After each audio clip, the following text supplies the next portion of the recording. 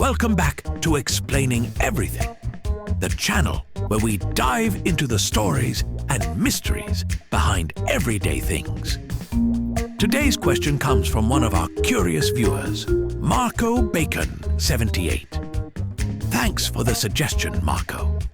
You asked, what exactly is processed meat? Because somehow this phrase shows up in health warnings, breakfast menus, and your mom's grocery rules. Yet nobody ever truly explains what it means. Is it fake meat? Is it cursed meat? Is it meat that went through trauma? Today, we're cracking open the lunchbox of mystery, peeling the plastic off the truth, and finding out what processed meat actually is, right here on Explaining Everything.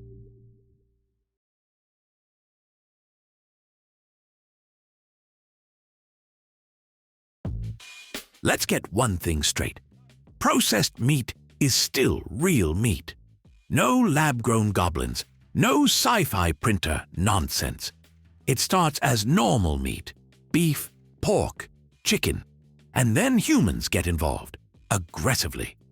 Meat becomes processed when it's been changed on purpose to preserve it, flavor it, or reshape it.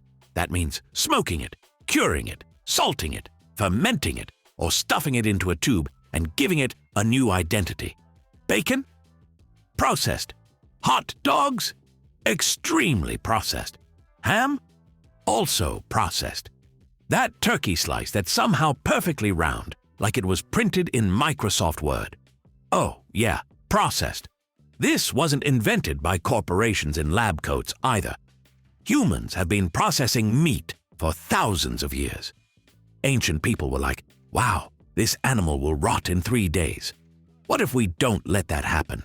And boom, salt, smoke, air drying.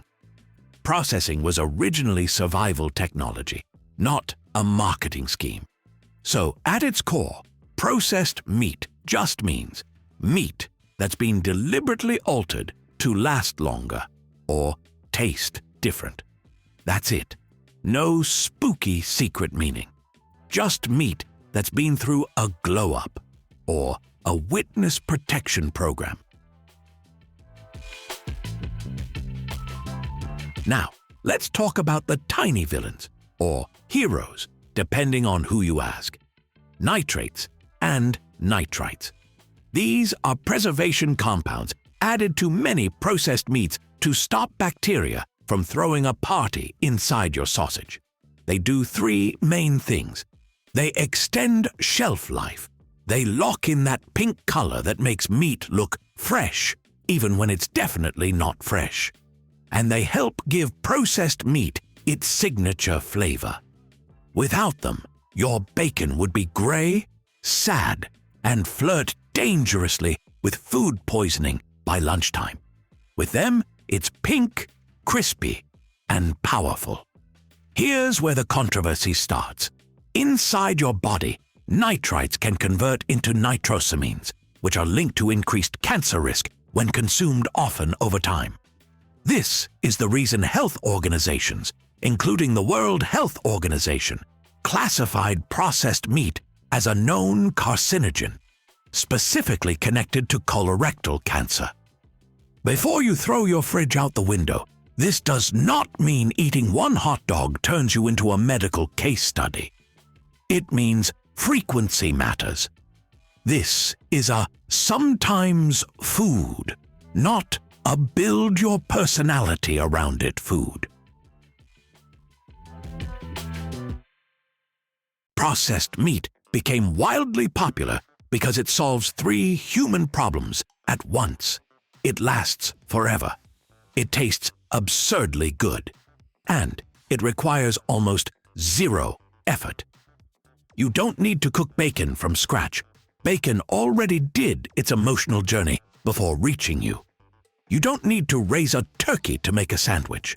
The turkey has already been transformed into polite, stackable circles. But here's the downside. Processed meats are usually loaded with sodium. Like, your blood pressure just stood up too fast levels of sodium. They're also often higher in saturated fat, which, again, when eaten constantly, can stack the odds against your heart. This is why processed meat gets dragged by doctors but loved by humanity. It's convenient, flavorful, and deeply unserious. It knows it's bad, but shows up anyway. And unlike fresh meat, where you control the seasoning, processed meat is pre-seasoned by chaos. You're not choosing the salt level. The salt level chose you. Now here's the part that never gets explained properly. Not all processed meat is the same level of villain.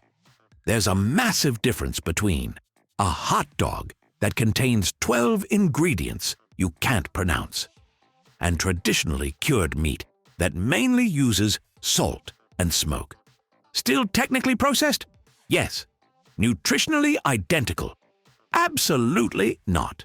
Some modern versions reduce nitrates. Some use natural curing agents like celery powder. Some go wild with additives and become edible science projects.